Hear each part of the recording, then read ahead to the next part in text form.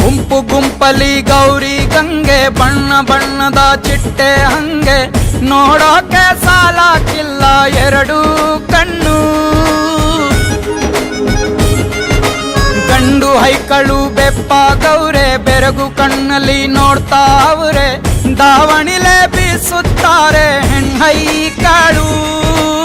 ರೊಟ್ಟಿ ಊಟ ಉಣ್ಣಂಗಿಲ್ಲ, ಹಬ್ಬದೂಟ ತಳ್ಳಂಗಿಲ್ಲ, ನೆಂಟ ಜಗಳ ಆಡಂಗಿಲ್ಲ ನಮ್ಮ ಊರಲ್ಲಿ.